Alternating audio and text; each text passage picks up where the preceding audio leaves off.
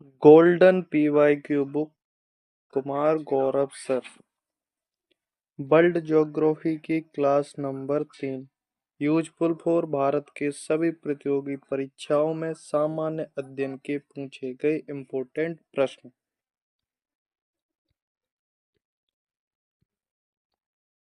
आज का टॉपिक है चट्टानें। कॉलम ई।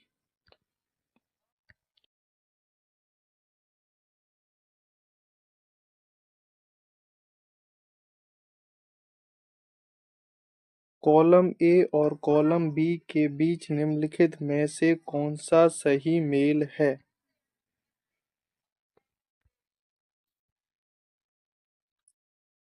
Right answer option C. अवसादी चट्टान अन्य चट्टानों के टुकड़े या पौधों या जानवरों के अवशेषों से गठित। कायांतरित चट्टान अन्य प्रकार की चट्टानों से अपने रासायनिक गुणों को रूपांतरित करके गठित। आग्नेय चट्टान पृथ्वी की सतह पर उत्क्षेपित या उत्सर्जित मैग्मा से व्युत्पन्न। व्याख्या। अवसादी चट्टान अन्य चट्टानों के टुकड़ों या पौधे या जानवरों के अवशेषों से गठित। कायांतरित चट्टान अन्य प्रकार की चट्टानों से अपने रासायनिक गुणों को रूपांतरित करके गठित। आग्नेय चट्टान पृथ्वी की सतह पर उत्क्षेपित या उत्सर्जित मैग्मा से व्युत्पन्न। प्रश्न नंबर 2। पृथ्वी की सतह पर चट्टानों के टूटने को क्या कहा जाता है? राइट आंसर ऑप्शन ए अपक्षय। व्याख्या। पृथ्वी की सतह पर भौतिक अथवा रासायनिक प्रक्रियाओं द्वारा चट्टानों का अपने ही स्थान पर टूटना, फूटना या सड़ना, गलना अपक्षय कहलाता है। चट्टानों के टुकड़े अपरदन की शक्तियों, जल हिमानी पवन द्वारा एक स्थान से दूसरे स्थान तक ले जाए जाते हैं। वे धरातल की सतह को घिसते एवं काटते रहते हैं। इसे ही अपघर्षण कहा जाता है। प्रश्न नंबर 3। किस प्रकार की चट्टान को जैविक अवसादी चट्टान माना जा सकता है? राइट आंसर है ऑप्शन डी चूना पत्थर। अवसादी चट्टानों को तलछटी व परतदार चट्टानें भी कहा जाता है। इन चट्टानों को उत्पत्ति एवं संगठन के आधार पर 3 भागों में बांटा गया है। टाइप नंबर 1 यांत्रिक क्रियाओं द्वारा निर्मित, पवन द्वारा निर्मित जैसे लोएस, हिमानी द्वारा निर्मित जैसे बोल्टर, मलेवा जल द्वारा निर्मित, बलुआ पत्थर, गोलाश्म, चीका मिट्टी, सेल आदि। टाइप नंबर 2 जैविक तत्वों द्वारा निर्मित। ए जीव जंतुओं द्वारा निर्मित चूना पत्थर, खड़िया। बी पेड़ पौधों द्वारा निर्मित पीट, कोयला और लिग्नाइट। प्रश्न नंबर 4। ग्रेट हिमालय का केंद्रीय भाग डैश से बना है? Right answer option B granite. व्याख्या। ग्रेट हिमालय का केंद्रीय भाग ग्रेनाइट यानी आग्नेय चट्टान से बना है। आग्नेय चट्टानों का निर्माण मैग्मा के ठंडा होकर जमने एवं ठोस होने से होता है। Granite rhyolite, basalt, syenite, diorite, gabbro, dolerite, peridotite आदि आग्नेय चट्टानों के उदाहरण हैं। प्रश्न नंबर 5। आग्नेय चट्टानें कितने प्रकार की होती हैं? Right answer option B 2।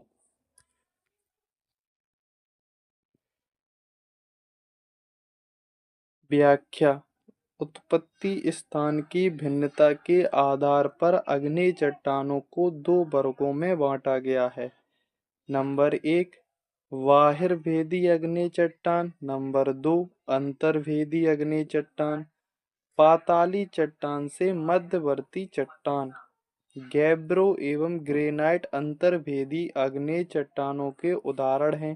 Basalt व रायोलाइट बाहिर्भेदी चट्टान के उदाहरण हैं। क्वेश्चन नंबर 6, निम्नलिखित में से किस प्रकार की चट्टानें कभी आग्नेय या अवसादी थी लेकिन भूपर्पटी के भीतर तीव्र तीव्र गर्मी और या दबाव के कारण रूपांतरित हो गईं? Right answer option B, quartzite. व्याख्या, पूर्व परपटी के भीतर तीव्र तीव्र गर्मी और दबाव के कारण क्वार्ट जाइट चट्टान रूपांतरित हो गई। रूपांतरित या कायांतरित चट्टानें जब ताप, दबाव, रासायनिक क्रियाओं आदि के प्रभाव से आग्नेय एवं परतदार चट्टानों का रूप परिवर्तित हो जाता है तो रूपांतरित चट्टानों का निर्माण होता है। क्वार्टजाइट संगमरमर, स्लेट, ग्रेफाइट, हीरा इत्यादि रूपांतरित चट्टानों के उदाहरण हैं। प्रश्न नंबर 7, चूना पत्थर और डोलोमाइट जैसी घुलनशील चट्टानों के अपक्षय के कारण डैश मैदानों का निर्माण होता है? Right answer option B, karst. व्याख्या, चूना पत्थर या डोलोमाइट चट्टानों के क्षेत्र में भीम जल द्वारा घुलन प्रक्रिया और उसके निक्षेपण प्रक्रिया से बने ऐसे स्थल रूपों को कार्ट्स स्थलाकृति का नाम दिया गया है। यह नाम एड्रियाटिक सागर के साथ बाल्कन कार्ट क्षेत्र में उपस्थित लाइमस्टोन चट्टानों पर विकसित स्थलाकृतियों पर आधारित है। प्रश्न नंबर 8, परतदार चट्टानों के विषय में दिए गए निम्नलिखित कथनों पर विचार कीजिए। नंबर 1, परतदार चट्टानें पृथ्वी की सतह पर जलीय तंत्र द्वारा निर्मित होती हैं। नंबर 2, परतदार चट्टानों के निर्माण में पूर्व विद्यमान चट्टानों का क्षरण सम्मिलित होता है। नंबर 3, परतदार चट्टानों में जीवाश्म होते हैं। नंबर 4, परतदार चट्टानें विशिष्ट रूप से परतों में पाई जाती हैं। इन कथनों में से कौन कौन से सही हैं? राइट आंसर ऑप्शन डी, 1, 2, 3 और 4 सही हैं। व्याख्या, परतदार चट्टानें या अवसादी चट्टानें इनका निर्माण विखंडित ठोस पदार्थों, जीव जंतुओं एवं पेड़ पौधों के जमाव से होता है। इन चट्टानों में अवसादों की विभिन्न परतें पाई जाती हैं। इन चट्टानों में जीव अवशेष पाए जाते हैं। यह चट्टानें पृथ्वी पर जलीय तंत्र द्वारा निर्मित होती हैं। परतदार चट्टानों के निर्माण में पूर्व विद्यमान चट्टानों का क्षरण सम्मिलित होता है। यह चट्टानें प्रायः मुलायम होती हैं जैसे चीका मिट्टी, पंख आदि, परंतु यह कड़ी भी हो सकती है जैसे बलुआ पत्थर। क्वेश्चन नंबर 9, बलुआ पत्थर एक परतदार चट्टान है क्योंकि वह, करेक्ट आंसर सी, पानी के नीचे बनती हैं। व्याख्या, बलुआ पत्थर एक परतदार चट्टान है क्योंकि यह जल में निर्मित होती है। बलुआ पत्थर यांत्रिक क्रियाओं द्वारा निर्मित परतदार चट्टान है। जल द्वारा निर्मित चट्टानें बलुआ पत्थर, गोलाश्म, चीका मिट्टी, शैल आदि। बलुआ पत्थर भेग एवं प्रवेश से होती हैं जहां से पानी आसानी से प्रवेश कर जाता है। प्रश्न नंबर 10, निम्नलिखित में से कौन सा समूह से संबंधित नहीं है? राइट आंसर ऑप्शन ए, नीस। व्याख्या, बलुआ पत्थर, चूना पत्थर और शैल अवसादी चट्टानें हैं जबकि नीस रूपांतरित चट्टान है। ग्रेनाइट, बेसाल्ट, ग्रेवो आग्नेय चट्टान है। एम्फीबोलाइट, सरपेंटाइन रूपांतरित चट्टान हैं। कभी कभी रूपांतरित चट्टानों का भी रूपांतरण हो जाता है। इस क्रिया को पुनः रूपांतरण कहा जाता है। स्वेट व शिस्ट रूपांतरित चट्टान हैं। शिस्ट व फाइलाइट पुनः रूपांतरित चट्टान हैं। प्रश्न नंबर 11, अग्नेय चट्टानों के लिए निम्नलिखित में कौन सा कथन सत्य है? ए, इनमें पुराजीवाश्म बहुत कम होते हैं। बी, वे जल के लिए संरंध्र होती हैं। वे क्रिस्टलीय तथा अक्रिस्टलीय दोनों ही होती हैं। डी, इन चट्टानों में सिलिका नहीं होती है। Right answer option C. व्याख्या, आग्नेय चट्टानों का निर्माण मैग्मा के ठंडा होकर जमने एवं ठोस होने से होता है। इसे प्राथमिक चट्टान भी कहते हैं। यह चट्टानें खेदार होती हैं। यह चट्टानें तुलनात्मक रूप से कठोर होती हैं। इनमें परतों व जीवों के अवशेष का अभाव होता है। यह क्रिस्टलीय तथा अक्रिस्टलीय दोनों ही होती हैं। ग्रेनाइट, बेसाल्ट, डायोराइट, पेग्माटाइट, पेरिटोटाइट आदि आग्नेय चट्टान के उदाहरण हैं। प्रश्न संख्या 12, रूपांतरित चट्टानों की उपस्थिति डैश चट्टानों से होती है? राइट आंसर ऑप्शन सी, आग्नेय तथा तलछड़ी दोनों। अवसादी, परतदार या तलछड़ी तथा आग्नेय शैली में रूपांतरण से रूपांतरित शैल का निर्माण होता है। रूपांतरित चट्टानों में रूपांतरण ताप, दबाव, रासायनिक क्रियाओं आदि के प्रभाव से होता है। रूपांतरण के फलस्वरूप चट्टानों की मूलभूत विशेषताएं जैसे रंग, घनत्व, कठोरता, बनावट, खनिजों का संगठन आदि आंशिक या पूर्ण रूप से परिवर्तित हो जाती हैं।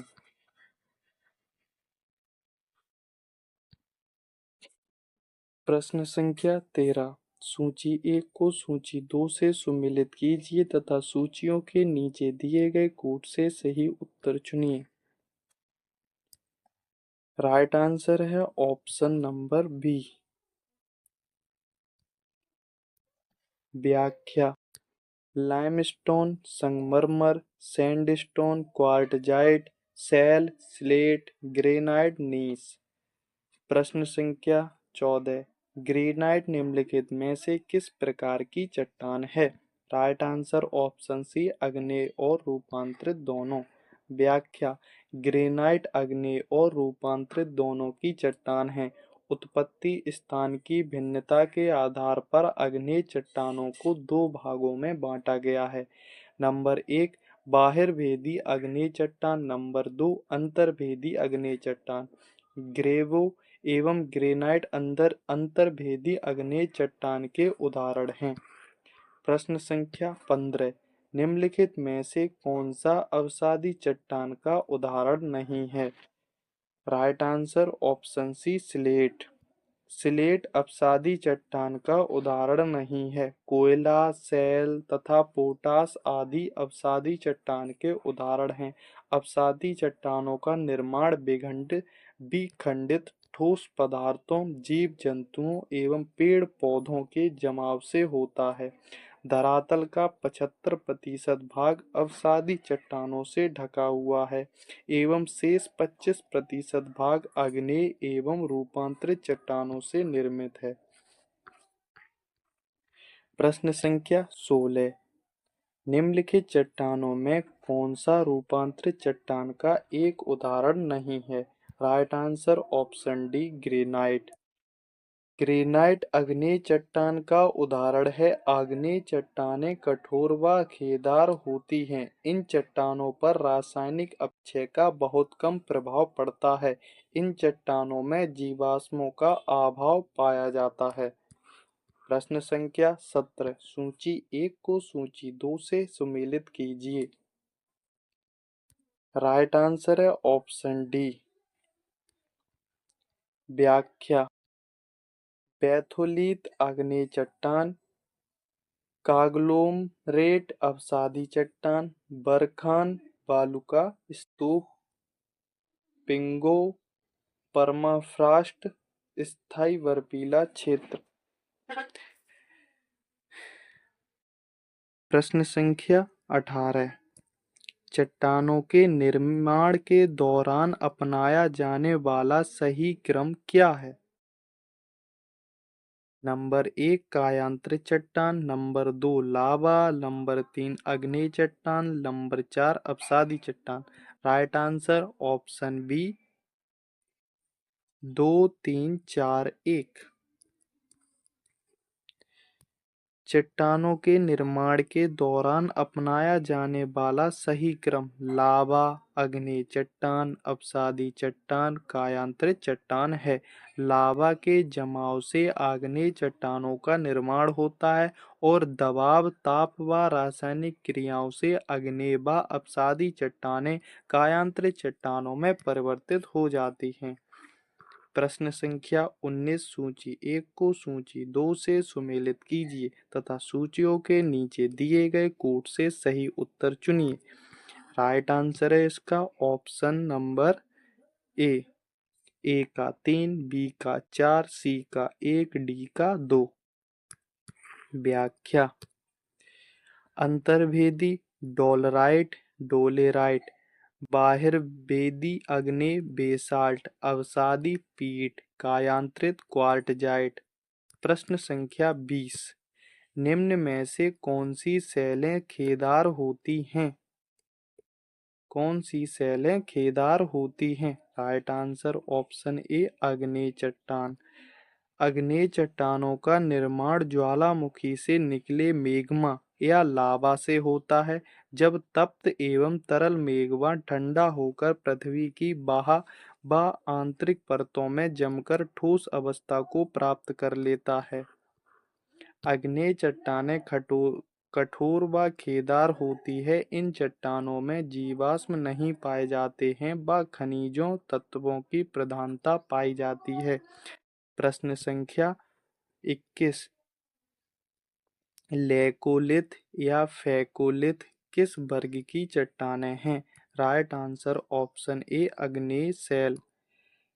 अग्नेय चट्टानों का निर्माण लावा के जमने से होता है। लेकोलिथ, फेकोलिथ, डाइकसिल ये मध्यवर्ती अग्नेय चट्टान के भाग हैं। लेकोलिथ व फेकोलिथ अंतर्वेदी स्थलाकृतियों हैं जो मेग्मा के जमने से बनती हैं। लेकोलिथ पृथ्वी के धरातल के निकट परतदार चट्टानों के बीच गुंबदाकार संरचना में मेग्मा के जमने के कारण इसका निर्माण होता है। फेकोलिथ अब मेग्मा का निक्षेप तरंगों के रूप में होता है, इसे फेकोलिथ कहा जाता है। प्रश्न संख्या 22। निम्नलिखित शैल विशेषताओं पर विचार करें। राइट आंसर अभी नहीं, थोड़ी देर में। नंबर 1 यह परतदार होती हैं। नंबर 2 इनमें जीवाश्म होते हैं। नंबर 3 यह बाहित शैल होते हैं। नंबर 4 यह जल निकासियों में बनती हैं। उपर्युक्त में से कौन सी विशेषताएं अपसादी शैलों के बारे में सही है? Right answer option number D 1 2 3 और 4। अपसादी चट्टानों का निर्माण विखंडित ठोस पदार्थों, जीव जंतु एवं पेड़ पौधों के जमाव से होता है। यह चट्टानें परतदार होती हैं, इनमें खे नहीं पाए जाते हैं। इन चट्टानों में जीवाश्म पाए जाते हैं। यह चट्टानें मुलायम होती हैं। यह क्षैतिज रूप में बहुत कम पाई जाती हैं। पार्श्ववर्ती दबाव के कारण परतों में मोड़ पड़ जाता है। प्रश्न संख्या 23। निम्नलिखित में से कौन सी चट्टान जैविक चट्टानों के अंतर्गत आती हैं? करेक्ट आंसर ऑप्शन बी कोयला। संगमरमर तथा क्वार्ट्जजाइट रूपांतरित चट्टानें हैं तथा ग्रेनाइट अग्नेय चट्टान का भाग है। जैविक तत्वों से निर्मित चट्टानों में चूना पत्थर, खड़िया, पीट, कोयला, लिग्नाइट आदि हैं। पवन द्वारा निर्मित लोयस, हिमानी द्वारा निर्मित बोल्डर मले। महाद्वीपों एवं महासागरों का वितरण। न्यू टॉपिक, वायुदाब एवं पवने। प्रश्न संख्या 1, निम्न अक्षांशों उत्तरी अथवा दक्षिणी में से किसे आप हॉर्स अक्षांश से संबंध करेंगे? राइट आंसर ऑप्शन ए 30 डिग्री। दोनों गोलार्ध में 30 डिग्री से 35 डिग्री अक्षांशों के बीच उपोष्ण कटिबंधीय उच्च वायुदाब की पेटी पाई जाती है। इन इस उच्च वायुदाब की पेटी को अश्व हॉर्स अक्षांश कहा जाता है। इस पेटी के उच्च दाब का कारण तापीय नहीं है, बल्कि यह पृथ्वी की दैनिक गति एवं वायु के अवतलन से संबंधित है। यथार्थ यह उच्च वायु दाब गतिजन्य है। प्रश्न संख्या नंबर 2, निम्नलिखित कथनों का विचार कीजिए। नंबर 1, सागरों के ऊपर लगभग 30 से 35 डिग्री उत्तर और दक्षिण अक्षांश पर विद्यमान दो कटिबंधों में से प्रत्येक हॉर्स अक्षांश कहलाता है। नंबर 2, हॉर्स अक्षांश निम्न दाब कटिबंध है। उपर्युक्त कथनों में से कौन सा सही है? राइट आंसर ऑप्शन ए केवल एक। 30 से 35 डिग्री उत्तर और दक्षिण दोनों गोलार्धों में उपोष्ण कटिबंध पेटी हॉर्स अश्व अक्षांश कहलाता है। अश्व यानी हॉर्स अक्षांश को उच्च वायुदाब की पेटी कहते हैं, क्योंकि प्राचीन काल में घोड़ों को ले जाने वाली नौकाओं को शांत वायुमंडलीय दशाओं के कारण इन अक्षांशों में काफी कठिनाई होती थी। ऐसी स्थिति में वे अपनी नौकाओं का भार हल्का करने के लिए घोड़ों को समुद्र में फेंक देते थे। इस कारण इन्हें अश्व अक्षांश कहा जाता है। प्रश्न संख्या नंबर 3, कथन ए है, दोनों गोलार्धों के 60-65 डिग्री अक्षांशों में उच्च दाब की बजाय निम्न दाब पट्टिका होती हैं। कारण, निम्न दाब क्षेत्र भूमि पर नहीं बल्कि महासागरों पर स्थायी होते हैं। नीचे दिए गए कोड का प्रयोग कर सही उत्तर का चयन कीजिए। राइट आंसर है option B. Option B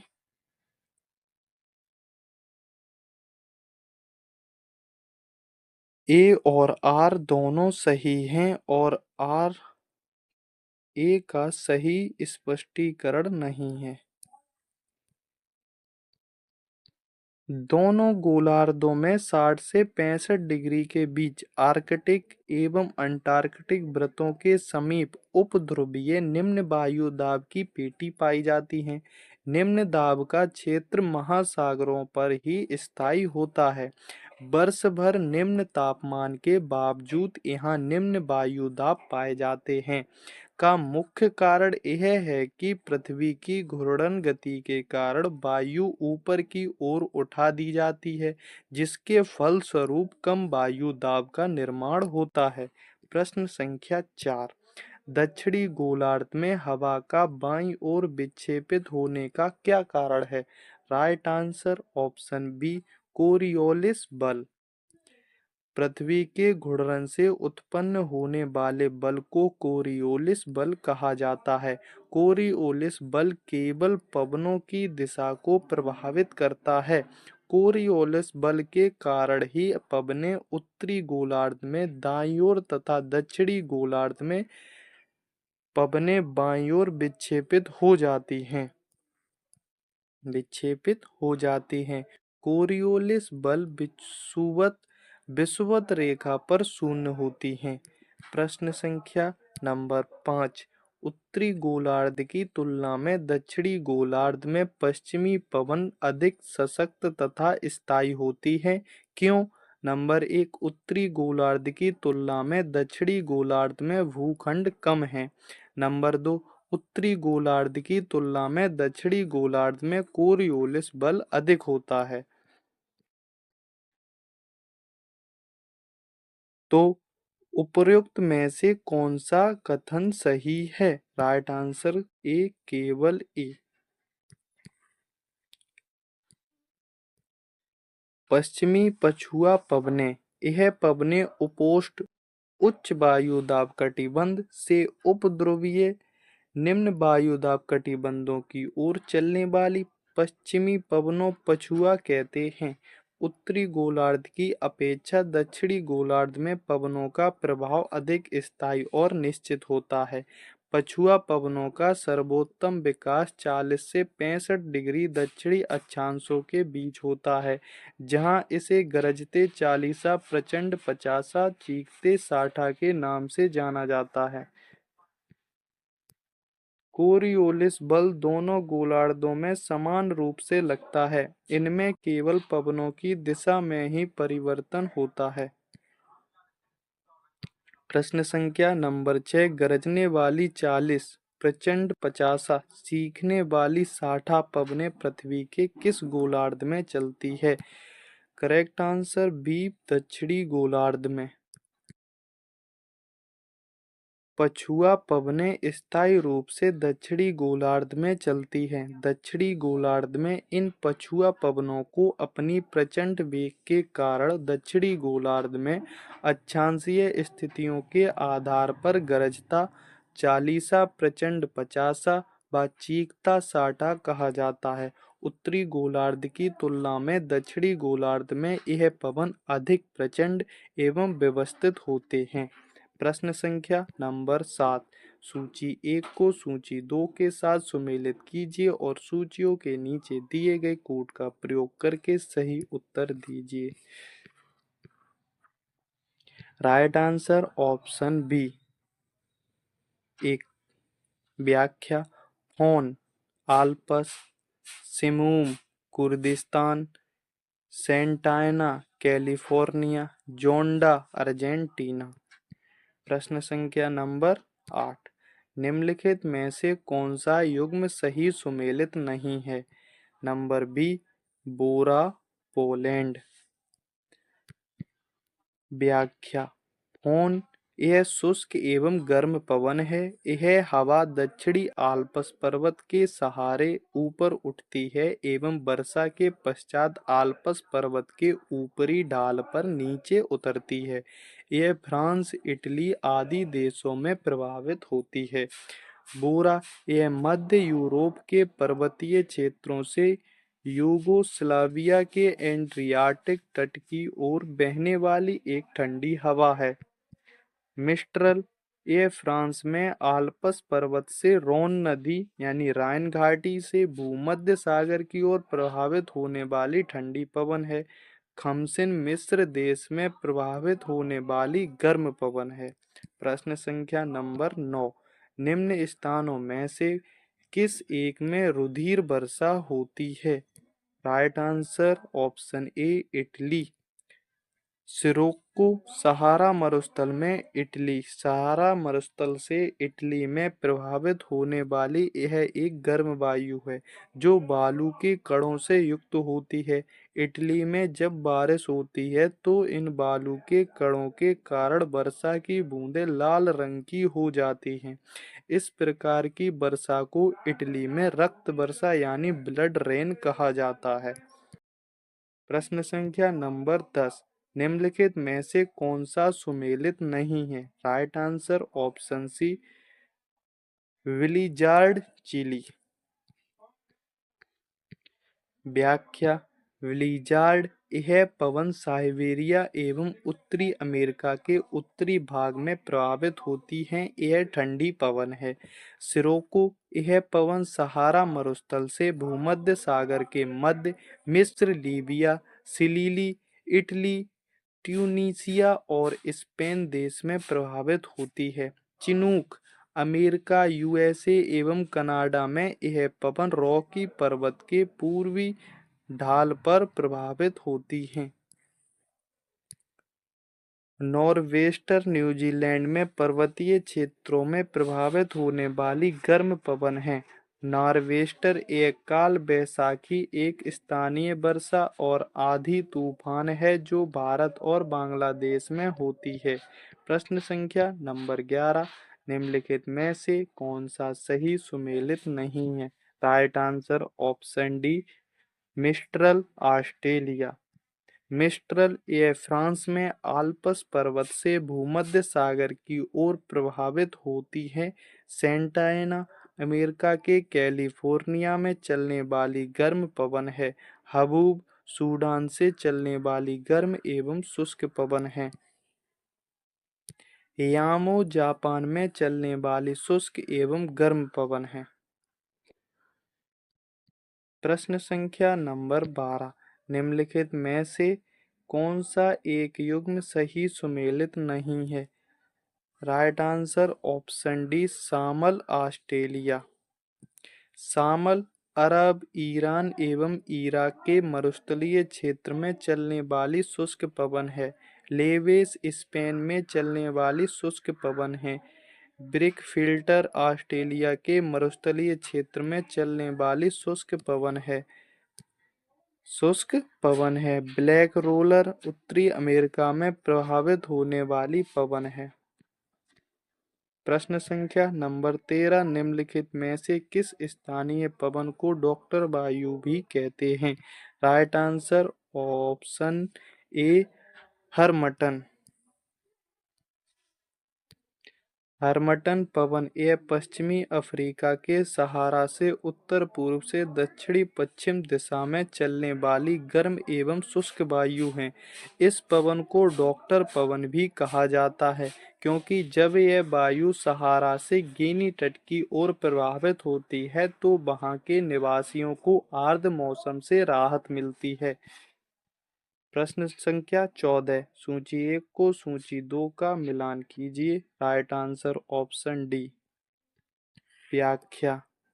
Chinook America, foehn Alps, sirocco मिस्र, लू भारत।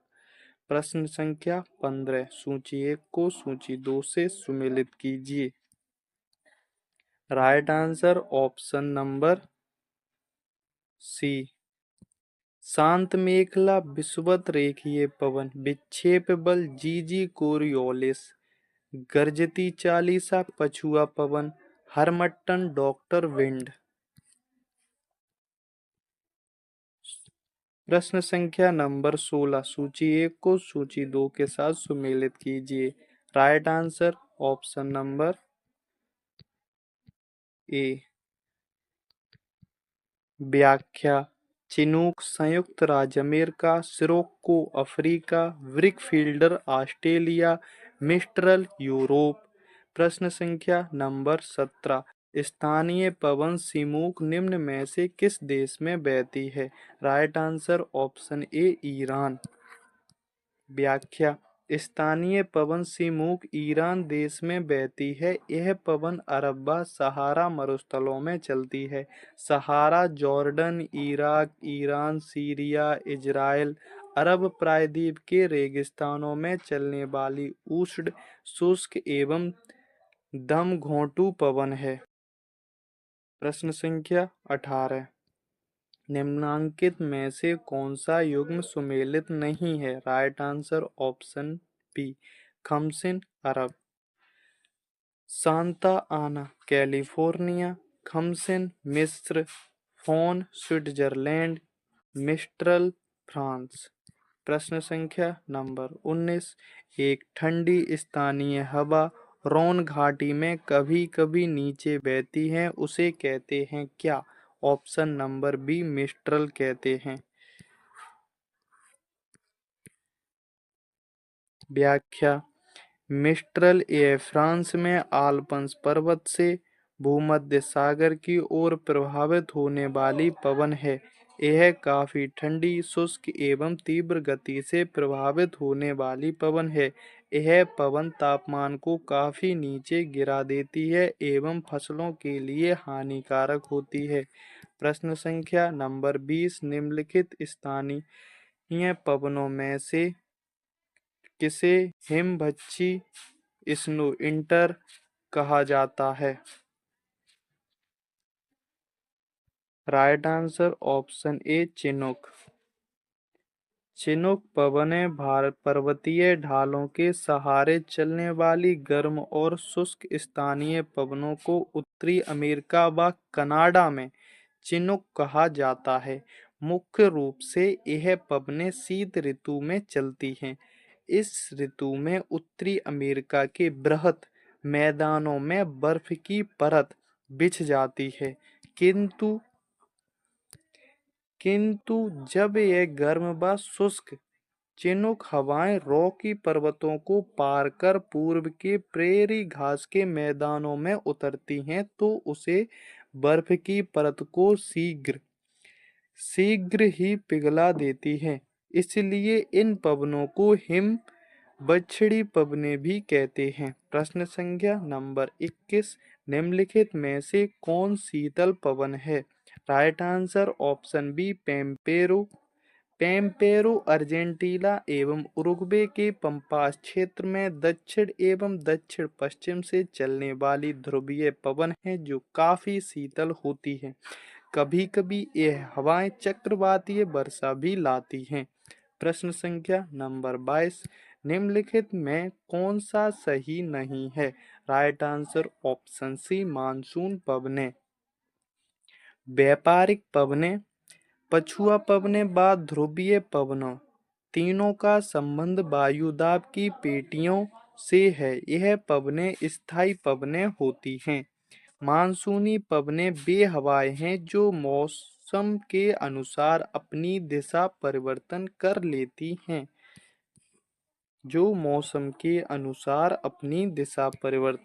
लेती हैं। प्रश्न संख्या नंबर 23, शीत शुष्क वायु विशेष रूप से जो अटलांटिक सागर के पूर्वी तट के किनारे किनारे और उत्तरी इटली में शीतकाल में अनुभव की जाती है क्या कहलाती हैं? राइट आंसर ऑप्शन बी बोरा।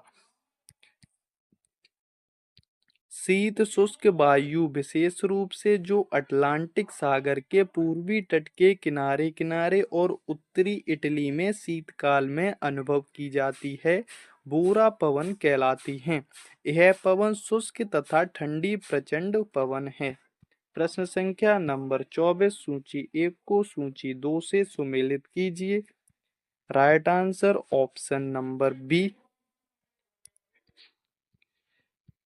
पश्चिमी पवन तूफानी चालीसा डोल्ट्रम विषुवतीय पट्टी हॉर्स अक्षांश व्यापारिक हवाओं तथा पश्चिमी हवाओं के बीच मानसून मौसमी हवा। प्रश्न संख्या नंबर 25, कौन से दो वैश्विक पवन उपोष्ण हाई से उत्पन्न होते हैं? राइट आंसर ऑप्शन सी व्यापारिक पवन और पछुआ हवाएं। व्यापारिक व पछुआ पवनें उपोष्ण हाई से उत्पन्न होती हैं। व्यापारिक पवनें दोनों गोलार्धों में उपोष्ण उच्च वायुदाब पेटियों से विषुवतीय निम्न वायुदाब पेटी की ओर चलने वाली हवाओं को व्यापारिक पवनें कहते हैं।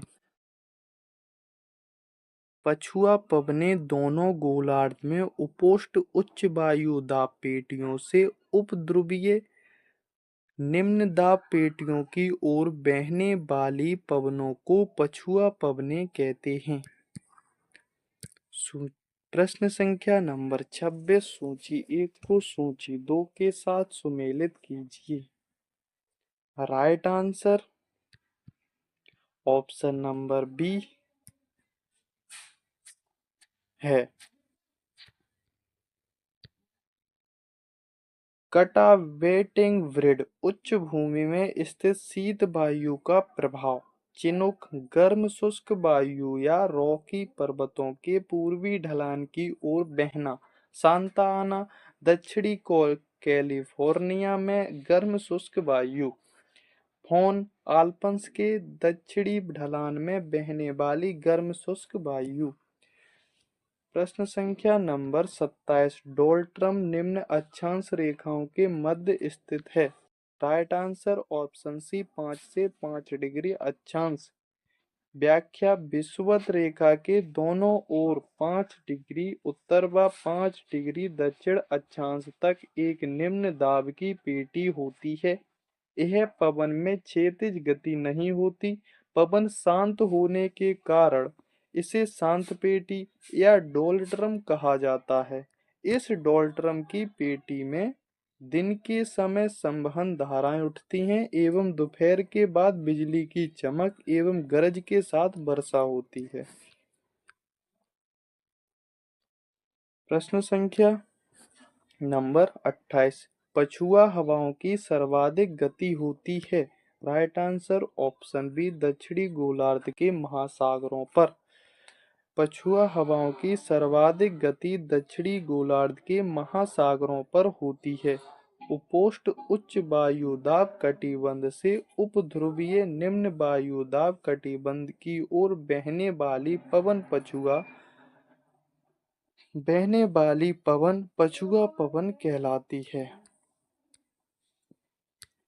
वे पवन अन्य स्थायी पवनों के विपरीत गर्म अक्षांशों से ठंडे अक्षांशों की ओर चलती हैं एवं महाद्वीपों के पश्चिमी तटीय भागों में वर्ष भर वर्षा करती हैं। प्रश्न संख्या नंबर 29। पवनों की उत्पत्ति का प्रत्यक्ष कारण क्या है? राइट आंसर ऑप्शन डी वायुदाब में अंतर। पृथ्वी के धरातल पर वायुदाब की भिन्नता के कारण ही वायु में गति उत्पन्न होती है। इस गतिशील वायु को पवन कहते हैं। पवनें अधिक दाब के क्षेत्र से कम दाब के क्षेत्रों की ओर बहती हैं। वायु दाब की भिन्नता के आधार पर पवनों की गति निर्भर करती है। वायु दाब में भिन्नता जितनी अधिक होती है पवनें उतनी ही तीव्र गति से चलती हैं। प्रश्न संख्या नंबर 30। निम्नलिखित पवनों में से कौन सी सहारा मरुस्थल से संबंधित है? Right answer option A haboob. Haboob Sahara मरुस्थल में सूडान में चलने वाली गर्म हवाएं हैं। आल्प्स पर्वत के उत्तरी ढाल के सहारे स्विट्जरलैंड में बहने वाली स्थानीय पवन फोन है। वर्ग बर्ग दक्षिण अफ्रीका में एयर फोन के समान गर्म एवं शुष्क हवा है। बोरा बोरा यह मध्य यूरोप के पर्वतीय क्षेत्रों से यूगोस्लाविया के एड्रियाटिक तट की ओर बहने वाली ठंडी हवा है। न्यू टॉपिक आर्द्रता यानी वर्षा। प्रश्न संख्या 1। कांगो बेसिन में भूमध्य रेखीय गर्त अमेजन बेसिन और दक्षिण पूर्व एशिया के द्वीपों में आमतौर पर किस प्रकार की वर्षा होती है? राइट आंसर ऑप्शन ए पारंपरिक वर्षा व संवहनहीन। कांगो बेसिन में भूमध्य रेखीय गर्त अमेजन बेसिन और दक्षिण पूर्व एशिया के द्वीपों में पारंपरिक वर्षा व संवहनहीन वर्षा होती है। हवा गर्म हो जाने पर हल्की होकर संवहन धाराओं के रूप में ऊपर की ओर उठती हैं। वायुमंडल की ऊपरी परत में पहुंचने के बाद यह फैलती हैं तथा तापमान के कम होने से ठंडी होती हैं। परिणाम स्वरूप संघनन की क्रिया होती है तथा कपासी मेघों का निर्माण होता है और गरज तथा बिजली कड़कने के साथ तेज मूसलाधार वर्षा होती है। उसे संवहनीय वर्षा कहते हैं। प्रश्न संख्या नंबर 2। आर्द्रता के स्तर को मापने के लिए किस उपकरण का उपयोग किया जाता है? Right answer option B hygrometer. वायु में मौजूद जल वाष्प को आर्द्रता कहते हैं। वायुमंडल में आर्द्रता जलाशयों से बाष्पीकरण तथा पौधों में बाष्पोत्सर्जन से प्राप्त होती है। वायुमंडल में उपस्थित आर्द्रता को मापने के लिए हाइग्रोमीटर का उपयोग किया जाता है। विद्युत धारा का पता लाने के लिए गैल्वेनोमीटर का प्रयोग किया जाता है। महासागरीय गहराई मापने के लिए फेदोमीटर का उपयोग किया जाता है। प्रश्न संख्या नंबर 3। नम हवा के पहाड़ों से ऊपर उठने के कारण होने वाली वर्षा को क्या कहा जाता है? राइट आंसर ऑप्शन बी भौगोलिक वर्षा। जब संतृप्त वायु की संहति पर्वतीय ढाल पर जाती है तब यह ऊपर उठने के लिए बाध्य हो जाती है तथा जैसे ही यह ऊपर की ओर उठती है यह फैलती है, तापमान गिर जाता है तथा आर्द्रता संघनित होती है और वर्षा होती है। उसे पर्वतीय वर्षा या भौगोलिक वर्षा कहते हैं। प्रश्न संख्या नंबर 4, बादल परिणाम है। राइट आंसर ऑप्शन डी संघनन के। बादल पानी की बूंदों या बर्फ के छोटे रवों को हों की संगति होता है जो कि पर्याप्त ऊंचाई पर स्वतंत्र हवा में जलवाष्प के संघनन के कारण बनते हैं। बादल का निर्माण पृथ्वी की सतह से कुछ ऊंचाई पर होता है, इसलिए यह विभिन्न आकारों के होते हैं। ऊंचाई, विस्तार, घनत्व तथा पारदर्शिता के आधार पर बादलों को 4 रूपों में बांटा गया है।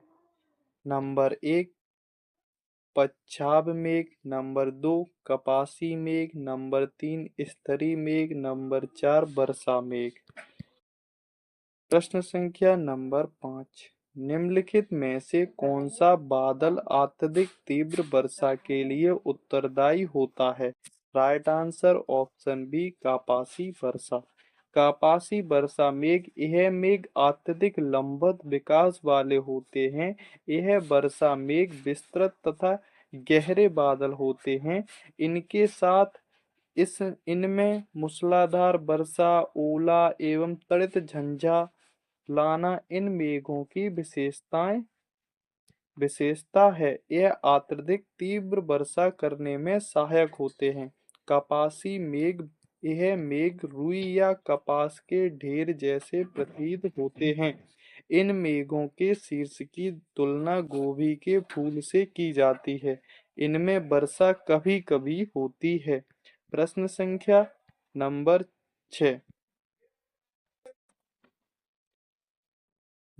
6, सर्वाधिक ऊंचाई के बादल हैं। राइट आंसर ऑप्शन डी पच्छाद स्तरी।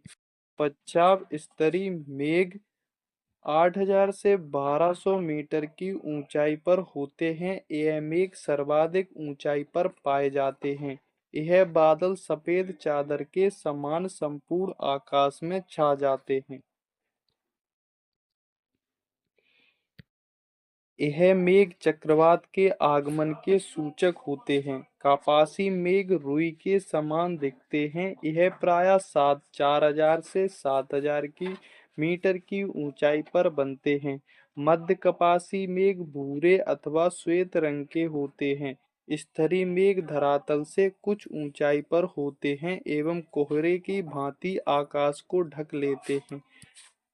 प्रश्न संख्या नंबर 7, मेघाच्छादित रात में ओस की बूंदें क्यों नहीं बनती? राइट आंसर ऑप्शन बी पृथ्वी के विकिरण को बादल वापस परावर्तित कर देते हैं। ओस के निर्माण के लिए साफ आकाश, लगभग शांत वायुमंडल, उच्च सापेक्षिक आर्द्रता एवं ठंडी तथा लंबी रात का होना आवश्यक है। ओस के निर्माण के लिए यह आवश्यक है कि तापमान हिमांक से ऊपर हो। मेघाच्छादित रात में आसमान में बादल छाए रहते हैं तो विकिरण को वापस परावर्तित कर देते हैं, जिससे वायु और धरातल की सतह गर्म बनी रहती है, जिससे ओस नहीं बनती।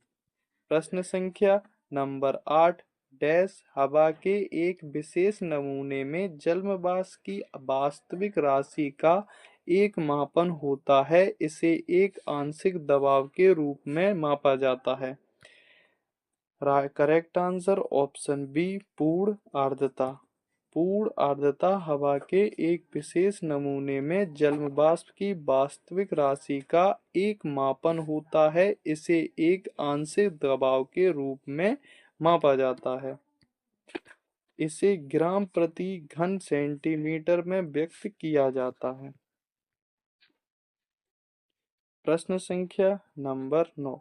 गर्म हवा की मात्रा के खिलाफ ठंडी हवा की मात्रा के अभिसरण की वजह से हवा के ऊपर की ओर प्रचलन के कारण होने वाली वर्षा को डैश कहा जाता है। राइट आंसर ऑप्शन सी वाताग्र वर्षा। दो विपरीत स्वभाव वाली हवाएं गर्म व ठंडी जब आपस में टकराती हैं तो वाताग्र का निर्माण होता है जिससे वर्षा होती है। उसे वाताग्री वर्षा कहते हैं। इस वाताग्र के सहारे गर्म वायु ऊपर की ओर उठती है एवं वर्षा होने लगती है। यह वर्षा शीतोष्ण कटिबंधीय क्षेत्रों में शीतोष्ण चक्रवातों द्वारा होती है। प्रश्न संख्या नंबर 10। भूमध्यवर्ती क्षेत्रों में गहन वाष्पन के कारण होने वाली वर्षा को क्या कहते हैं? राइट आंसर ऑप्शन डी संवहनीय वर्षा। भूमध्य रेखीय भाग में गहन वाष्पन के कारण संवहनीय वर्षा होती है। धरातल के अत्यधिक गर्म होने के फलस्वरूप वायुमंडल में उत्पन्न संवहन धाराओं से होने वाली वर्षा को संवहनीय वर्षा कहा जाता है। यह वर्षा मुख्यतः विषुवतीय क्षेत्रों में होती है जहां प्रतिदिन दोपहर तक धरातल के गर्म होने के कारण संवहनीय धाराएं उठने लगती हैं एवं शाम को घनघोर वर्षा प्रारंभ होती है। टॉपिक जलमंडल महासागर महासागरीय धाराएं। प्रश्न संख्या 1। प्रशांत महासागर और आर्कटिक महासागर के बीच पाए जाने वाले जलमंडल मध्य का नाम क्या है जो रूस के सुदूर पूर्व के चुक चुकची प्रायद्वीप को अलास्का को सीवार्ड प्रायद्वीप से अलग करता है? Right answer option C Bering जलडमरू मध्य। व्याख्या बेरिंग जलडमरू मध्य आर्कटिक महासागर को उत्तरी प्रशांत महासागर से जोड़ती है जो रूस के सुदूर पूर्व के चुकची प्रायद्वीप को अलास्का के सीवार्ड प्रायद्वीप से अलग करता है। यह जल संधि रूस देश से साइबेरिया को उत्तरी अमेरिका के अलास्का से अलग करती है। फ्लोरिडा जलडमरू मध्य यूएसए के फ्लोरिडा प्रांत को क्यूबा द्वीप से अलग करती है। डेविस जलडमरू मध्य बाफिन की खाड़ी को लेब्राडोर सागर से जोड़ती है। प्रश्न संख्या नंबर 2। निम्नलिखित में से कौन सा पूर्वी तटीय बंदरगाह का एक उदाहरण है? Right answer option C Chennai बंदरगाह। चेन्नई बंदरगाह पूर्वी तट तमिलनाडु में देश का सबसे पुराना बंदरगाह है जिसका पृष्ठ प्रदेश तमिलनाडु, दक्षिणी आंध्र प्रदेश व पूर्वी कर्नाटक में फैला है। यह एक कृत्रिम पोताश्रय है। मुंबई के बाद चेन्नई देश का दूसरा सबसे बड़ा बंदरगाह है। मुंबई बंदरगाह पश्चिमी तट पर स्थित प्राकृतिक बंदरगाह व भारत का सबसे बड़ा बंदरगाह है जो सालसेट द्वीप पर स्थित है। पेट्रोलियम, मैग्नीज, इंजीनियरिंग सामान का उत्पादन तथा शुष्क माल का कारोबार प्रमुख रूप से करता है। मोरमुगाओ बंदरगाह पश्चिमी तट पर स्थित गोवा का प्रमुख बंदरगाह है जो जुआरी नदी पर स्थित है। यह एक प्राकृतिक पोताश्रय है। प्रश्न संख्या नंबर 3। हमारे जलमंडल का सबसे बड़ा भाग है? राइट आंसर ऑप्शन सी प्रशांत महासागर। व्याख्या हमारे जलमंडल का सबसे बड़ा भाग प्रशांत महासागर है। यह पृथ्वी के धरातल का लगभग 1/3 भाग पर फैला है। इसकी आकृति त्रिभुजाकार है। प्रशांत महासागर अन्य सभी महासागरों से गहरा है। प्रशांत महासागर के दक्षिण पश्चिमी भाग में विभिन्न प्रकार के द्वीप, तटीय सागर, महाद्वीपीय, मग्न तट तथा जलमग्न क्षेत्र होते हैं। दक्षिणी पूर्वी भाग में चौड़े जलमग्न कटक तथा पठार हैं। प्रश्न संख्या नंबर 4,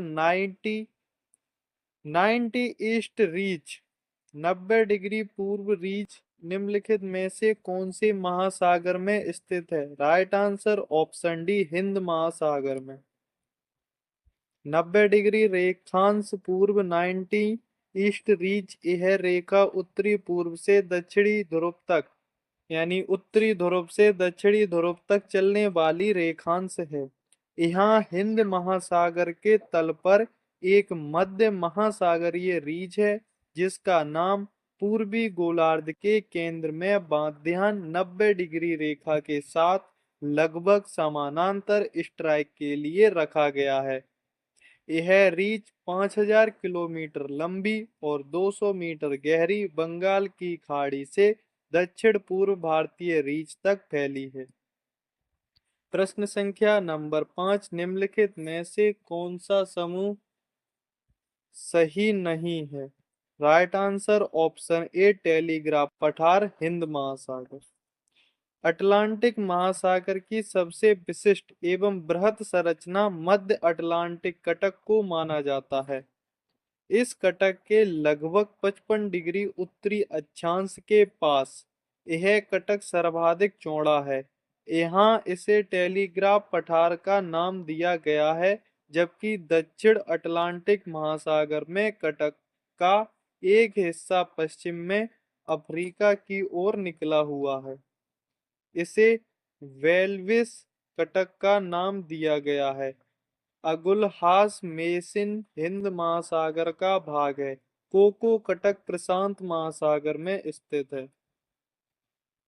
प्रश्न संख्या नंबर 6, निम्नलिखित में से कौन सा महासागर अंग्रेजी अक्षर के एस के आकार के जैसा है?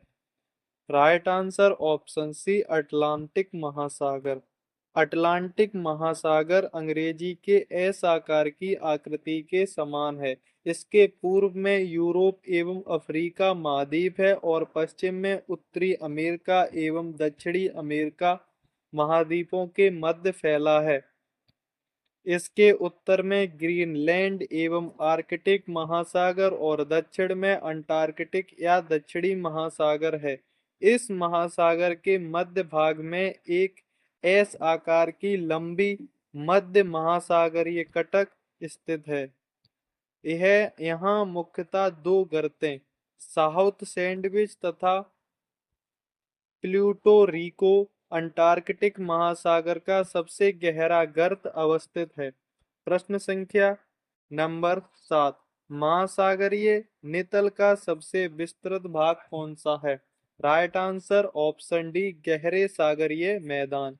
महासागरीय नितल के लगभग 75.9% भाग पर विस्तृत गहरे समुद्री मैदान समतल प्रकृति के होते हैं। महासागरीय नितल का सबसे विस्तृत भाग गहरे सागरीय मैदान है। यह सागर तल से लगभग 3000 से 6000 मीटर की गहराई वाले क्षेत्रों में विस्तृत है। इनका ढाल अत्यंत मंद होता है। महाद्वीपीय मग्नतट या महाद्वीपीय शेल्फ महाद्वीप एवं महासागर के मिलन क्षेत्र में महाद्वीप का महासागर की ओर जो बढ़ा हुआ जलमग्न भाग होता है महाद्वीपीय मग्नतट एवं गहरे सागरीय मैदान के मध्य के अत्यंत तीव्र ढाल वाले होते हैं। इन दोनों को जोड़ने वाले महासागरीय क्षेत्र को महाद्वीपीय ढाल कहते हैं। महाद्वीपों में सर्वाधिक गहराई वाले हिस्से को महासागरीय गर्त कहते हैं। इसमें गर्तों व जलमग्न खाइयों को शामिल किया जाता है। प्रश्न संख्या नंबर 8, तुर्कियों किनके मध्य स्थित हैं? राइट आंसर ऑप्शन बी, काला सागर और भूमध्य सागर। तुर्की या तुर्कीय यूरेशिया में अवस्थित है। यह काला सागर और भूमध्य सागर के मध्य स्थित है। तुर्की के उत्तर में काला सागर, दक्षिण में भूमध्य सागर तथा पश्चिम में एशियन सागर एवं उत्तर पश्चिम में मारमारा सागर स्थित है। तुर्की की सीमाएं 8 देशों से लगी हैं। Bulgaria, Georgia, Armenia, Greece, Iran, Azerbaijan, Iraq एवं सीरिया। प्रश्न संख्या नंबर 9। सारगेसो सागर कहाँ स्थित है? राइट आंसर ऑप्शन ए उत्तरी अटलांटिक महासागर में। सारगेसो सागर उत्तरी अटलांटिक महासागर में स्थित है। इस क्षेत्र में सारगेसम नामक वनस्पति पाई जाती है। इसी के नाम पर इसका नाम सारगेसो सागर पड़ा है। इस सागर के उत्तर पश्चिम में गल्फ स्ट्रीम गल्फ स्ट्रीम, उत्तर में उत्तरी अटलांटिक धारा, उत्तर पूर्व में एज़ोर्स धारा, पूर्व में कनारी धारा, दक्षिण पश्चिम में एंटीलीज धारा तथा दक्षिण में उत्तरी अटलांटिक विषुवतीय धाराओं से चारों ओर से घिरा हुआ क्षेत्र है। प्रश्न संख्या नंबर 10। निम्नलिखित में से किस अफ्रीकी देश की सीमा भूमध्य सागर से नहीं मिलती है? राइट आंसर ऑप्शन बी चाड। भूमध्य सागर यूरेशिया और अफ्रीका महाद्वीपों के बीच स्थित है। भूमध्य भूमध्य सागर के सीमावर्ती कुल 21 देश हैं। Algeria, Morocco, Tunisia, Albania, Bosnia और हर्जेगोविना, क्रोएशिया, साइप्रस, मिस्र, France, Greece, Israel, Italy, Lebanon, Libya, Malta, Monaco, Montenegro, Slovenia, Spain, Syria तथा तुर्की। चाड की सीमा भूमध्य सागर से नहीं लगती है। यह एक स्थलरुद्ध देश है।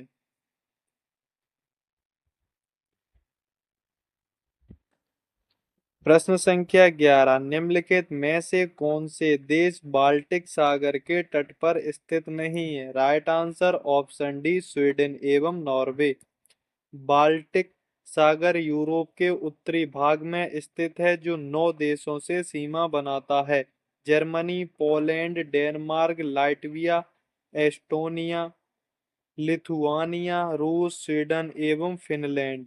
फिनलैंड, स्वीडन और पोलैंड सबसे बड़े बाल्टिक सागर में मछली पकड़ने वाले देश हैं। प्रश्न संख्या नंबर 12। निम्नलिखित सागरों का पश्चिम से पूर्व सही क्रम बताइए। सही आंसर है ऑप्शन नंबर सी।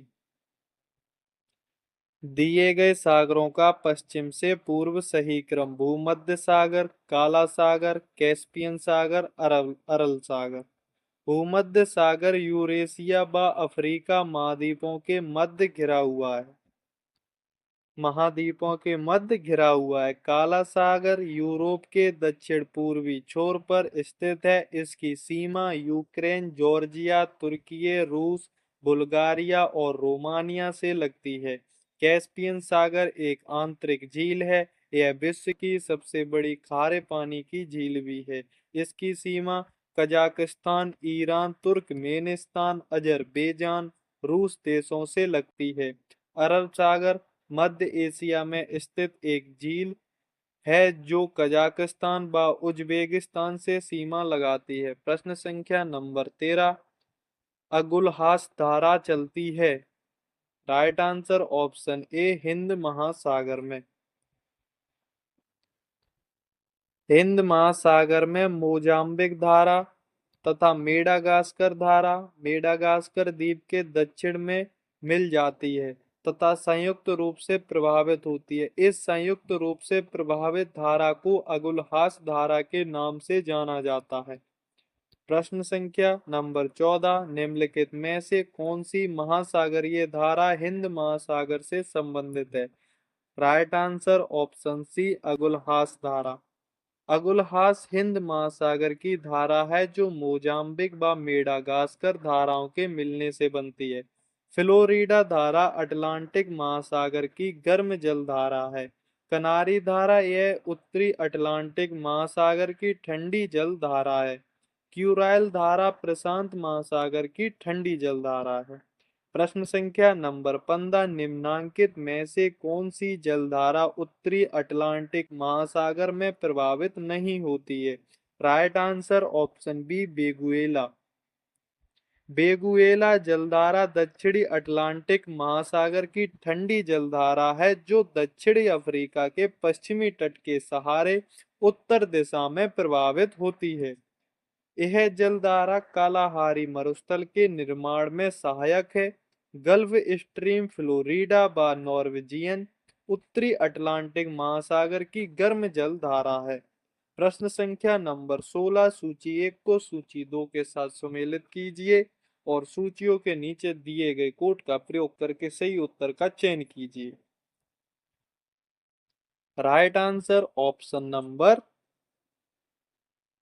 ए, गल्फ स्ट्रीम गर्म धारा। पश्चिमी वायु प्रवाह पश्चिमी वायु के क्षेत्र के ऊपर पूर्व की ओर चलने वाली धीमी धारा पेरू धारा प्रशांत महासागर। पश्चिमी ऑस्ट्रेलियन धारा हिंद महासागर। प्रश्न संख्या नंबर 17, निम्न महासागरीय धाराओं में से कौन सी प्रशांत महासागर से संबंधित नहीं है। राइट आंसर ऑप्शन ए, कनारी। कनारी की धारा उत्तरी अटलांटिक महासागर में ठंडी जलधारा है जो सहारा मरुस्थल के निर्माण में सहायक है। कैलिफोर्निया व क्यूरोसीवो उत्तरी प्रशांत की धारा है जबकि हम्बोल्ट पेरू ठंडी ठंडी धारा दक्षिणी प्रशांत महासागर में प्रवाहित होती है जो आटाकामा मरुस्थल के निर्माण में सहायक है। प्रश्न संख्या नंबर 18, निम्नलिखित में से कौन गर्म धारा है। Right answer option B, Brazil धारा। ब्राजील धारा एक गर्म जलधारा है। यह धारा दक्षिणी अटलांटिक महासागर में उच्च तापमान व उच्च लवणता वाली गर्म जलधारा है। लेब्राडोर, फॉकलैंड व कनारी यह ठंडी जलधारा है। फॉकलैंड जलधारा दक्षिणी अमेरिका के दक्षिणी पूर्व तट के साथ दक्षिण से उत्तर की ओर बहती है। लेब्राडोर तट के साथ उत्तर से दक्षिण की ओर बहती है। प्रश्न संख्या नंबर 19 सूची 1 को सूची 2 के साथ सम्मिलित कीजिए तथा नीचे दिए गए कूट का चयन करके सही उत्तर दीजिए। Right answer option number B, Aleutian जो उत्तरी प्रशांत महासागर, करमेडेक दक्षिणी प्रशांत महासागर, सुंडा हिंद महासागर, एस सैंडविच दक्षिणी अंध महासागर। प्रश्न संख्या नंबर 20 सूची 1 को सूची 2 के साथ सुमेलित कीजिए। Right answer option number B, प्रशांत महासागर मेरियाना ट्रेच, अटलांटिक महासागर प्यूर्टो रिको ट्रेच, आर्कटिक महासागर यूरेशियन बेसिन, हिंद महासागर जावा ट्रेच। प्रश्न संख्या 21 सूची 1 को सूची 2 के साथ सम्मिलित कीजिए। Right answer is B, Prashant Mariana गर्त, आर्कटिक मोलोए गर्त, हिंद सुंडा गर्त, अंध अटलांटिक प्लूटो रिको गर्त। प्रश्न संख्या नंबर 22, निम्नलिखित में से सबसे गहरा महासागरीय गर्त कौन सा है। Right answer is B, Mariana गर्त। विश्व का सबसे गहरा महासागरीय गर्त है मेरियाना गर्त जो प्रशांत महासागर में स्थित है। इसकी गहराई लगभग 11,022 मीटर है। प्रशांत महासागर के पूर्वी एवं पश्चिमी दोनों भागों के सीमांत विनाशात्मक प्लेट सीमा से संबंधित होने के कारण यहाँ पर कई गर्त पाए जाते हैं। प्रश्न संख्या नंबर 23, निम्नलिखित में से कौन एक ठंडी समुद्र जल धारा है। Right answer option number D, ओयासियो। ओयासियो उत्तरी प्रशांत महासागर की ठंडी जलधारा है जिसे क्यूराइल की ठंडी धारा भी कहा जाता है। यहाँ यह धारा बेरिंग जल संयोजक से होती हुई दक्षिण की ओर साइबेरिया तट के साथ बहती है। आर्कटिक सागर का ठंडा जल ओयासियो धारा के रूप में प्रशांत महासागर में पहुंचता है।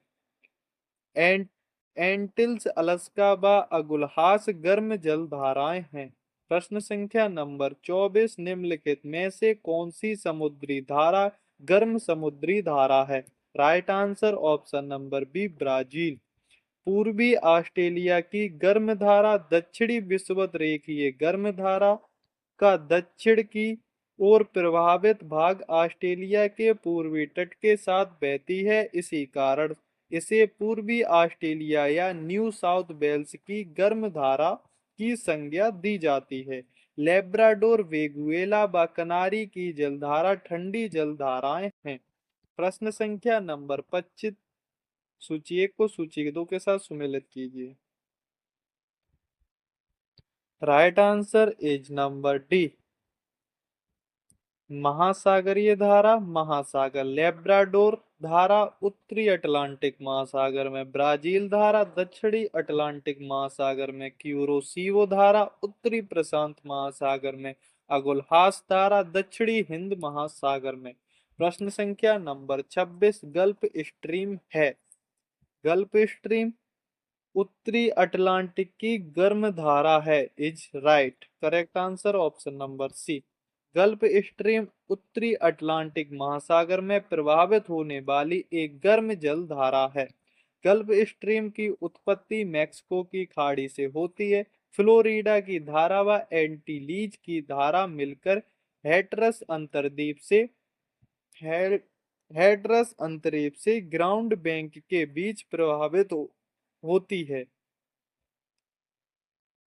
तो उसे वहां गल्फ स्ट्रीम की संज्ञा से जाना जाता है। प्रश्न संख्या नंबर 27, सूची एक को सूची दो से मिलान कीजिए। Right answer option number C. व्याख्या, अगुलहास दक्षिणी हिंद महासागर में, बेगुएला दक्षिणी अटलांटिक महासागर में, लेब्राडोर उत्तरी अटलांटिक महासागर में, कनारी उत्तरी पश्चिमी अफ्रीका तट।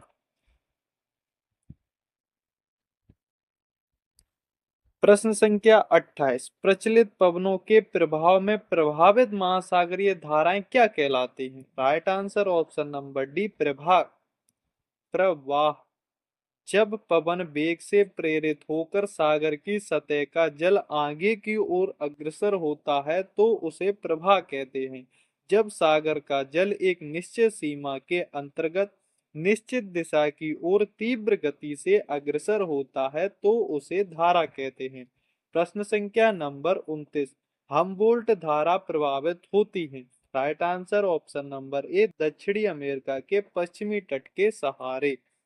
पेरूबा हम्बोल्ट की धारा दक्षिणी अमेरिका के दक्षिणी पश्चिमी तट पर पहुंचकर उत्तर की ओर मुड़ जाती हैं और पेरू के तट के साथ साथ बहने लगती हैं। यह धारा ठंडे क्षेत्र से गर्म क्षेत्र की ओर चलती है, इसलिए इसे पेरू की ठंडी धारा कहते हैं। सर्वप्रथम इसे हम्बोल्ट नामक महान भूगोलवेत्ता ने खोजा था, अतः यह हम्बोल्ट की धारा के नाम से विख्यात है। प्रश्न संख्या नंबर 30, सूची एक को सूची दो के साथ सम्मिलित कीजिए। इसका राइट आंसर है ऑप्शन नंबर ए। व्याख्या देखते हैं।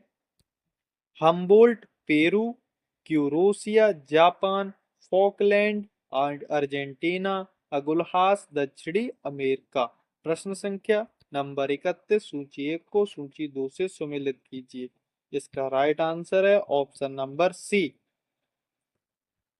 व्याख्या, लेब्राडोर कनाडा का पूर्वी तट, आयोसिया कोरिया का पूर्वी तट, कनारी मोरक्को का पश्चिमी तट, वेगुलेला दक्षिणी अमेरिका का पश्चिमी तट। प्रश्न संख्या नंबर 32, क्यूरोसिया धारा में देखी जाती है। Right answer option number B, प्रशांत महासागर में। क्यूरोसिया धारा प्रशांत महासागर की धारा है। यह धारा उत्तरी विषुवतीय धारा फिलीपाइन द्वीप तक पहुंचने के बाद ताइवान तथा जापान के तट के साथ उत्तरी दिशा में बहने लगती है और क्यूरोसियो की गर्म धारा के नाम से भी जानी जाती है। इस धारा में काले पानी के कारण जापान में इसे काली धारा भी कहा जाता है। यह धारा अटलांटिक की फ्लोरिडा धारा से समानता रखती है। प्रश्न संख्या नंबर 33, प्रमुख मत्स्य क्षेत्र ग्राउंड बैंक स्थित है? Right answer option number C, उत्तरी अटलांटिक महासागर में। ग्राउंड बैंक अटलांटिक महासागर के उत्तरी पश्चिमी भाग में संयुक्त राज्य अमेरिका व न्यू फाउंडलैंड के तटीय क्षेत्रों में पाया जाता है। यहाँ विश्व के प्रमुख मत्स्य क्षेत्र हैं। इसी क्षेत्र में फ्लैक्टल नामक घास होती है जो मछलियों का प्रमुख भोजन है। प्रश्न संख्या नंबर 34, सूची 1 को सूची 2 से सुमेलित कीजिए। राइट आंसर इसका क्या है? Option number C. Option number C. व्याख्या। सुनामी क्या है? भूकंपीय गतिविधि के कारण समुद्रीय जल का तरंग के रूप में चढ़ाव। गल्फ स्ट्रीम क्या? उष्ण एवं तुलनात्मक रूप से तेज बहने वाली सागरीय जल धारा। लेब्राडोर धारा, शीत सागर धारा। ज्वार, जल का सर्वाधिक उतार चढ़ाव। प्रश्न संख्या नंबर 35, निम्नलिखित में से कौन सी ठंडी जल धाराएं हैं? राइट आंसर जल धाराएं, right answer is B second तथा थर्ड। कैलिफोर्निया धारा और फॉकलैंड धारा। फॉकलैंड तथा कैलिफोर्निया ठंडी जल धाराएं हैं तथा ब्राजील धारा व गल्फ स्ट्रीम गर्म जल धाराएं हैं। कैलिफोर्निया की ठंडी जल धारा अमेरिका के दक्षिण में बहने वाली ठंडी धारा है जो कैलिफोर्निया के तट के साथ साथ बहती है। फॉकलैंड फॉकलैंड की ठंडी जलधारा दक्षिणी अमेरिका के दक्षिणी पूर्वी तट के साथ दक्षिण से उत्तर की ओर बहती है। यह अपने साथ अंटार्कटिक प्रदेश से हिमशिलाएं बहाकर लाती हैं। प्रश्न संख्या नंबर 36, उस समुद्र का नाम बताइए जिसमें उत्तरी भूमध्य रेखीय धारा ऋतु के अनुसार अपनी दिशा बदलती है। Correct answer number C, Hind महासागर। हिंद महासागर में भूमध्य रेखीय धारा ऋतु के अनुसार अपनी दिशा बदलती है। यह दिशा यह दिशा में परिवर्तन उष्णकटिबंधीय अभिसरण मेखला ITCZ के परिवर्तन के कारण होता है। प्रश्न संख्या नंबर 37, सतही महासागरीय धाराएं अपनी ऊर्जा कहां से प्राप्त करती हैं? Right answer option number C, पवन से। सागर तल की विशाल जलराशि की एक निश्चित दिशा में होने वाली सामान्य गति को महासागरीय धाराएं कहते हैं। सतही महासागरीय धाराएं अपनी ऊर्जा पवनों से प्राप्त करती हैं। स्थानीय पवनें प्रत्यक्ष और अप्रत्यक्ष रूप से धाराओं को जन्म देती हैं। उष्णकटिबंध में व्यापारिक पवनें महासागर में पश्चिम की ओर चलने वाली धाराएं उत्पन्न कर देती हैं। शीतोष्ण कटिबंध में पछुआ पवनें पश्चिम से पूर्व की ओर धाराएं प्रभावित करती हैं। प्रश्न संख्या नंबर 38, मैक्सिको तट से फिलीपाइंस तक एक नाव को जाने में कौन सी धारा सहायक हो सकती है? Right answer option number B, उत्तरी भूमध्य धारा। व्याख्या। मैक्सिको तट से फिलीपाइंस तक एक नाव को जाने में उत्तरी भूमध्य रेखीय धारा प्रशांत महासागर सहायक हो सकती है। यह धारा मैक्सिको तट, मध्य अमेरिका के पश्चिमी तट से आरंभ होकर पूर्व से पश्चिम की ओर बहती हुई फिलीपाइन द्वीप तक पहुंचती है। प्रश्न संख्या नंबर 39 सुमेलित कीजिए। इसका करेक्ट आंसर है ऑप्शन नंबर सी। व्याख्या। इरमिगर उत्तरी अटलांटिक महासागर, अगुलहास हिंद महासागर, एल्यूसियन प्रशांत महासागर, फॉकलैंड दक्षिणी अटलांटिक महासागर, इरमिनर उत्तरी अटलांटिक महासागर, अगुलहास हिंद महासागर, एग्रूसियन एल्यूसियन प्रशांत महासागर, फॉकलैंड दक्षिणी अटलांटिक महासागर। प्रश्न संख्या नंबर 40, निम्नलिखित समुद्री धाराओं में कौन सी हिंद महासागर की धारा नहीं है? Right answer option number D, Venezuela धारा। वेगुएला धारा दक्षिणी अटलांटिक महासागर की धारा है। यह धारा अफ्रीका के आशा अंतरीप के निकट दक्षिणी अटलांटिक महासागरीय ड्रिफ्ट दो शाखाओं में बट जाती है। एक शाखा अफ्रीका के दक्षिण में बह जाती है और दूसरी शाखा पश्चिमी तट के साथ दक्षिण से उत्तर की ओर बहती है। अगुल्हास मोजाम्बिक दक्षिणी हिंद महासागरीय धाराएं हिंद महासागर की धाराएं हैं। प्रश्न संख्या नंबर 41, सूची 1 को सूची 2 के साथ सुमिलित कीजिए। इसका राइट आंसर है ऑप्शन नंबर बी। हिंद को मानसून की ड्रिफ्ट कहते हैं, उत्तर प्रशांत को क्यूरोसिया कहते हैं, दक्षिणी प्रशांत को एल नीनो कहते हैं, अटलांटिक को गल्फ स्ट्रीम कहते हैं। प्रश्न संख्या नंबर 42, महासागरीय धारा की गति लगभग है। राइट आंसर ऑप्शन नंबर ए, विद्यमान हवा की गति का 2%। महासागरीय धारा विद्यमान हवा की गति का 2% है। सागरीय जल का एक निश्चित सीमा के अंतर्गत निश्चित दिशा की ओर गति करना धारा कहलाता है। महासागरीय धारा को प्रभावित करने वाले कारक निम्नलिखित हैं: घनत्व, वायुदाब, तापमान व लवणता।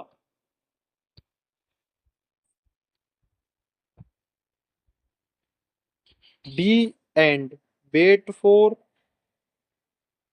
Next part.